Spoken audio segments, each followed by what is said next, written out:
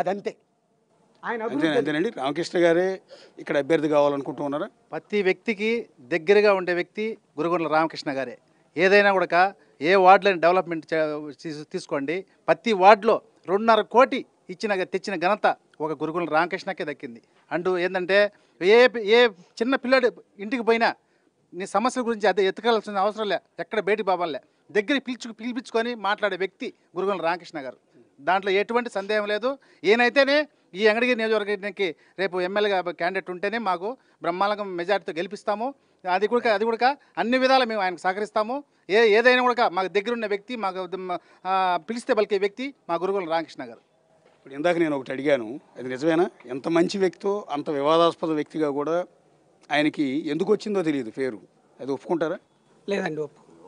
ఎప్పుడు కూడా మా అందరికి కూడా అందుబాటులో ఉండి మమ్మల్ని అందరం ప్రేమగా అభిమానిస్తాడు, మంచిగా ఆప్యాయతగా పిలుస్తాడు. మేమంతా కూడా చాలా చిన్న స్టేజ్ నుంచి రాజకీయాల్లోకి వచ్చాం. ఆయన టైంలోనే రాజకీయంగా ఎదిగాము. గ్రామాల్లో మేమంటూ కూడా 10 మందికి న్యాయం చేయడానికి సహకరించిన వ్యక్తి మా రామకృష్ణ గారు. ఇందాక నుంచి మిమ్మల్ని ఒక మాట అడుగుతున్నాను, ఎందుకు అడుగుతున్నాను అనేది క్లారిటీ చెప్తాను. మీరు గతంలో, నేను మాలాంటి జర్నలిస్టులు కూడా మీతో కలిసిన సందర్భం లేదు, ఫస్ట్ టైం కలిసాము. కలిసిన తర్వాత చూస్తే మీరు చాలా సౌమ్యుడిలాగా ఉన్నారు. కానీ మా దృష్టిలో కురుగుండ్ల రామకృష్ణ అంటే వెరీ సీరియస్ మ్యాన్.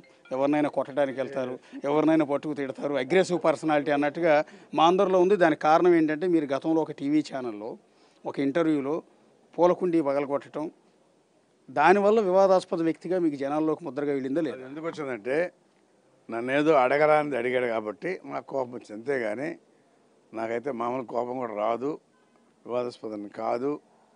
నేను నాతో స్నేహం చేసిన తర్వాత తెలుస్తుంది ఎవరికైనా కానీ నేను ఎంత మంచివాడినో.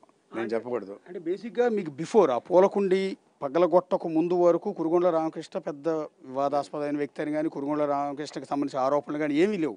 కానీ ఆ ఒక్క ఇది వైరల్ అయిపోవటం వల్ల, విపరీతంగా సోషల్ మీడియాలోకి వెళ్ళటం వల్ల, ఆయన ఏదో అడగరానిది అడిగాడు కాబట్టి కోపం వచ్చి కొట్టే, అంతేగాని ఇంకోటి కాదు. అని ఇంకొక వివాదం కూడా ఉంది మీ మీద. ఇవాళ క్లారిటీ కోసం అడుగుతున్నాను. ఎలక్షన్